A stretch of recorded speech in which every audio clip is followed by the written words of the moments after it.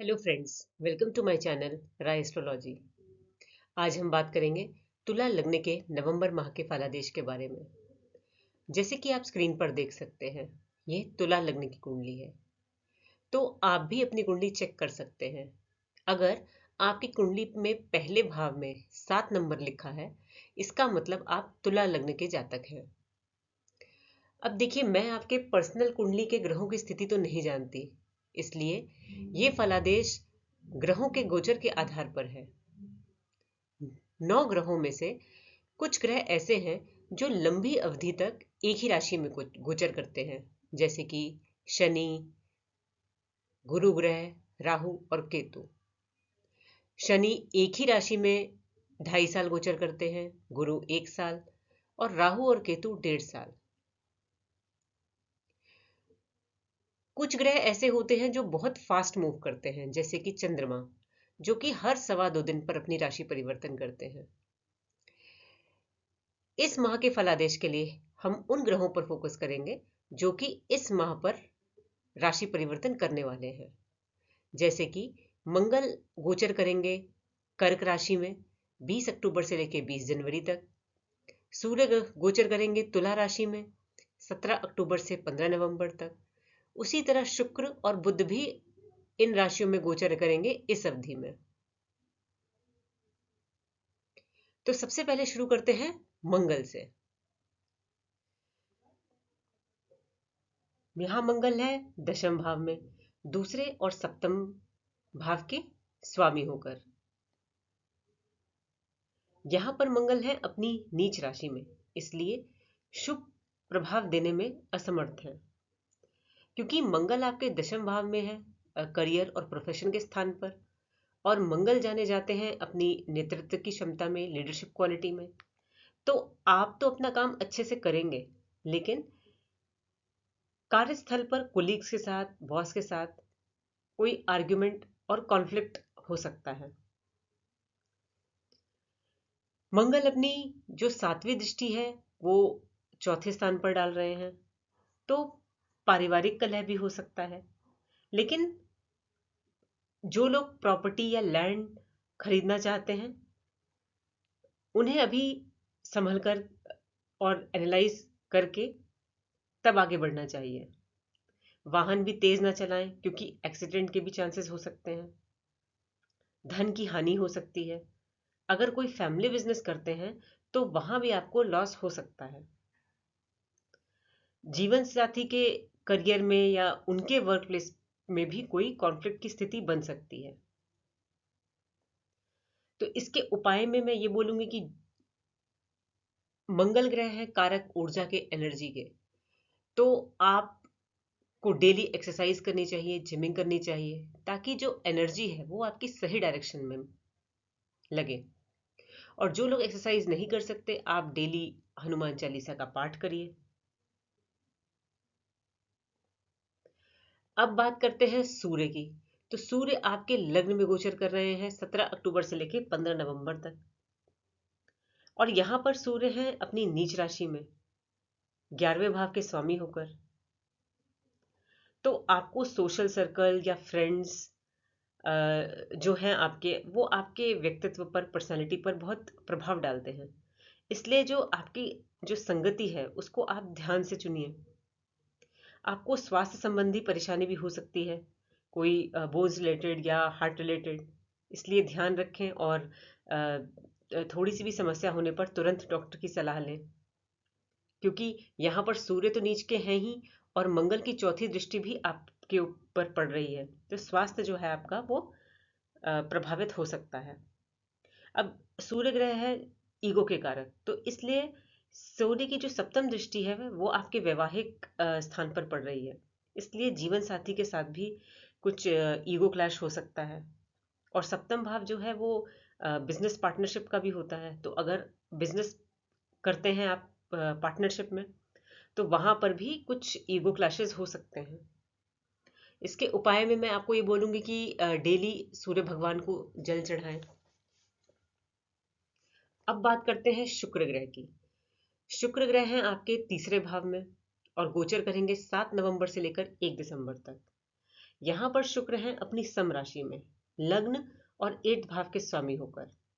तो यहाँ पर आपके अंदर साहस और पराक्रम रहेगा। आप अपने सेल्फ एफर्ट से अपने कार्य करने में सक्षम होंगे। और जो लोग क्रिएटिव फील्ड से जुड़कर काम करते हैं, जैसे कि स्पोर्ट्स में हैं, एक्टिंग, डांसिंग, राइटिंग या पेंटिंग, उनको बहुत अच्छे परिणाम मिलेंगे। और जो लोग इंटरनेट से जुड़कर काम करते हैं, मीडिया, कम्युनिकेशन, उनको भी अपने काम में काफ़ी अच्छी सफलता मिलेगी। और आपके छोटे भाई बहन भी अपने फील्ड में अच्छा काम करेंगे। आपको अपने काम से, क्रिएटिविटी से, या जो भी आप काम करते हैं उसमें आपको नेम फेम भी प्राप्त हो सकता है। अब जो शुक्र का जो 7वीं दृष्टि है वो नवम भाव पर है। नवम भाव पर है भाग्य का स्थान। और नवम भाव है धार्मिक यात्रा का। तो आपकी अपने काम से या कोई धार्मिक यात्रा भी हो सकती है। पिता का भी सहयोग मिलेगा। आप अपने एंटरटेनमेंट के लिए, एंजॉयमेंट के लिए कहीं बाहर घूमने भी जा सकते हैं।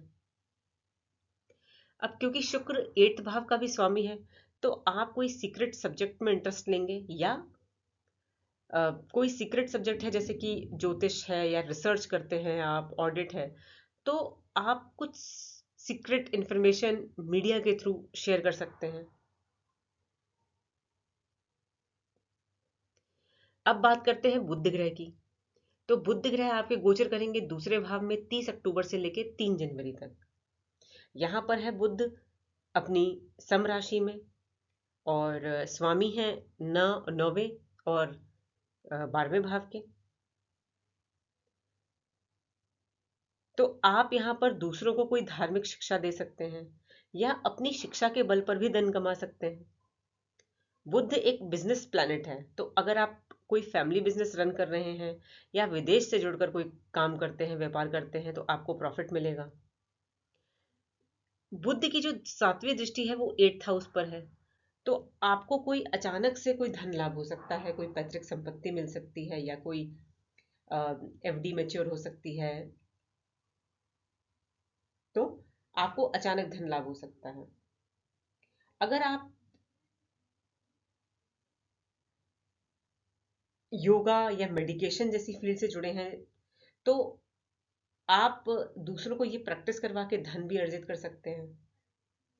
या जो लोग नहीं करते, तो आप स्वयं किसी इंस्ट्रक्टर की हेल्प लेकर योगा और मेडिटेशन भी कर सकते हैं।